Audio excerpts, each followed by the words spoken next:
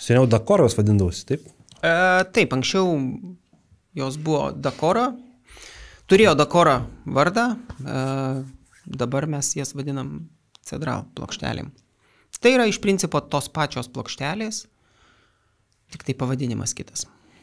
Iš kokių medžiagų pagamintos Cedral fibrocementinis plokštelės? Arba kaip jos gaminamos yra?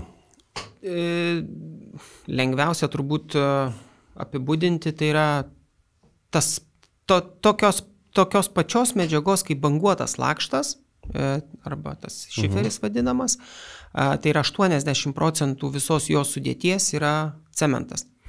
Kuom skirtumas nuo banguoto lakšto, tai yra po pagaminimo iki subrandinimo plokštelės yra supresuojamos, kad išgauti iš plokštelės dar didesnį tankį, kad plokštelė būtų tvirta, stabili ir kieta. O tai gaminamos irgi akmenė jos? Ne. Į Lietuvą plokštelės atvyksta pagamintos iš Vokietijos gamyklos. Kiek yra skirtingų plokštelių rūšių būtent jūsų asortimente? Pagrindė yra kokie 12 tokių skirtingų dengimo būdų ir kiekvienas dengimo būdas turi dar ir skirtingo dydžio plokšteles. Tai turbūt taip. Tai čia esminė priežastis, kodėl mes neparduodam. Dažnai ir meistrai pakankamai retai jas montuoja. Bet aš iš kitos pusės galiu pasakyti, kad jeigu žmogus nori kažko išskirtinio, išsirinkęs mūsų šitas plokšteles, jis tikrai gali rasti šiek tiek kitokį produktą arba fasadą arba stogą. Ar šios plokštelės naudojamos tik tai stogui? Plokštelės galima naudoti tiek stogui, tiek fasadui. Tai renkantis plokštelę turbūt reikėtų atkreipti dėmesį į montavimo instrukciją. Ir mūsų montavimo instrukcijoje yra nurodyta, kur būtent tą plokštelę galima naudoti. Ar tai yra stogas, ar tai yra fasadas. Ir jeigu tai yra stogas, netgi yra nuolydžiai, kokiam nuolydžiui tinkamos šitos būtent plokštelės. Koks minimalus nuolydis gali būti? Minimalus nuolydis turbūt yra nuo 20 laipsnių, bet aš kitaip žiūriu į šitą produktą, turbūt kam dėti tokį gražų, fainą produktą ir nematyti jo tokiam nuožulniam stoge. Tai iš principo dažniausiai stogai su šitu produktu būna nuo 30 iki 45 laipsnių nuolydžio. Tai yra tokie stogai, kurie tikrai matosi ir kuriuos tu nori parodyti. O šitų plokštelių dydžiai, jau minėjai vieną kartą, bet turbūt nuo 20 iki 20. 20 ant 20 yra pati mažiausia plokštelė mūsų turima. Pati didžiausia plokštelė yra 60 ant 30. Labiausiai turbūt panašiai į tuos skalūno arba į skalūną ir dengiama irgi jinai turbūt horizontaliai ar tai vertikaliai fasade. Priedai yra šitom plokštelėm ar ne? Kažkokių papildomų priedų mes joms neturime. Man asmeniškai turbūt, arba netgi ir žiūrisi labiausiai, kada tu jas sumontuoji be jokių priedų. Iš jų pačių pasidarai iš jų pačių tu pasidarai ir angokraščius, ir kampus, kadangi plokštelė yra, kaip minėjau, presuota, jos tankis yra labai didelis, jinai skyla labai tiksliai. Ir jos netgi nebūtina pjauti, arba yra jos pjovimo būdai, tai yra jas karpo giljotina, arba įrėžia tokiu kaip stiklo, kažkas panašiai rėžtuku įrėžia paviršių ir laužia. Ir jinai lūžta tiksliai lygiai. Tai man asmeniškai gražiausia, kai namo fasadas, tarkim, būna užbaigtas visiškai be jokių kažkokių papildomų medžiagų, yra vientisas ir matosi tik tai plokštelė. Jo labiau, kad tie 4 mm storio plokštelės, kurie yra labai artimi tai pačiai spalvai plokštelės, yra neišsiskiria arba nedaro kažkokios įtakos. O dažyta per visą storę, ne? Dažyta jinai nėra. Tai nėra homogeninis produktas. Masė yra gaminama iš spalvos šiek tiek artimos pačiai plokšteliai.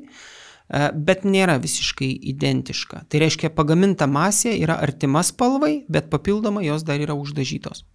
Tai kai mes nulaužiam ar nuskeliam, tai mums reikia dažyti tą kraščiuką? Nebūtina. Nereikia. Nėra būtina, pačiai plokšteliai nuo to nieko neatsitiks.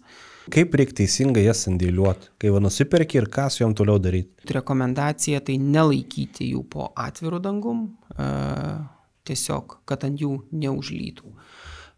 Jeigu tokios galimybės įkišti kažkokią stoginę arba nėra, tai pirmiausia išpakuoti iš plėvelės, kurioje būna jos supakuotos, ir uždengti laikinų tentų, brezentų, kažkokiu audiniu, kuris yra ne iš polietileno, nes polietilenas traukia drėgmę, kondensuojasi ir ta drėgmė papuola į plokšteles.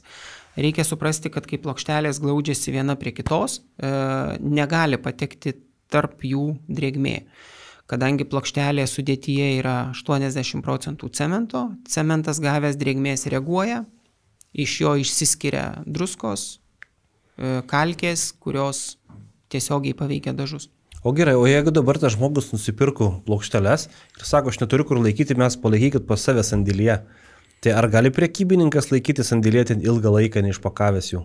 Sausam, tvarkingam sandėlyje lietui? Taip, gali drąsiai ir mūsų gamykloje jos yra sandėliuojamos būtent supakuotos, su plėvele ir paruoštos transportavimui.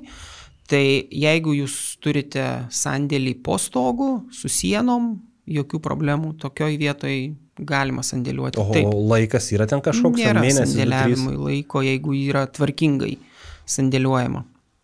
Ar yra kažkokia speciali priežiūra, kaip jas reikia prižiūrėti, kad kuo ilgiau jisai... Nėra. Iš principo fibrocementas yra nebijantis aplinkos tokio neigiamo poveikio, tai jeigu, kaip ir minėjau turbūt anksčiau, jeigu ant jų užbėga, užlyja vanduo, tai vanduo dažniausiai visus nešvarumus nuvalo. Jeigu yra kažkur, kur labiau po stogu, šešėlis, saulės negauna, tiesiog vandeniu iš krano su šlangą, su žarną nulieti, nupilti ir tos dulkės jos pakankamai lengvai nusiplauna nuo jų. Bet joms irgi turbūt labai svarbu, kad ventiliacija teisingai būtų, taip? Tikrai taip, tai yra kaip ir tik tai vėdinamam fasadui, tai yra ventiliuojamo fasado medžiaga, tai reiškia būtina užtikrinti tarpelį. Tai kokios pagrindinės klaidos, ten, su kuriamis gali sudurti pirkėjai, montuojant ar įsigyjant, ar eksploatuojant šias plokšteles? Mes jau kalbėjome apie sandėliavimą. Sandėliavimas turbūt taip yra. Pirmiausiai, tai yra užtikrinti teisingą sandėliavimą. Antras, vėdinamas, ventiliuojamas fasadas užtikrinti.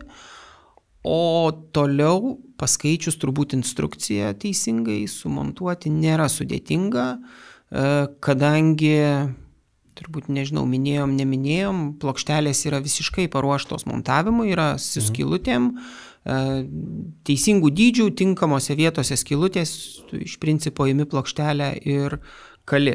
Tvirtinti šitas plokšteles galima tik tai prie medinio karkaso, kadangi... Tik prie medinio? Tik tai prie medinio.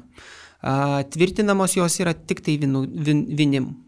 Sraigtas su plokštele nedraugauja, būtent dėl medžiagų vaikščiojimo, jeigu sraigtą per daug priverši ir mediena vaikščios, plokštelė gali skilti. Bet tai vinis jūs irgi parduodat? Mes turime asortimente vinis, iš principo tvirtinasi paprastom cinkuotom vinim plačia galva. Mes turime ir nerūdijančio plieno vinis, kurios yra dažytos kiekvienos spalvos kaip ir plokštelė.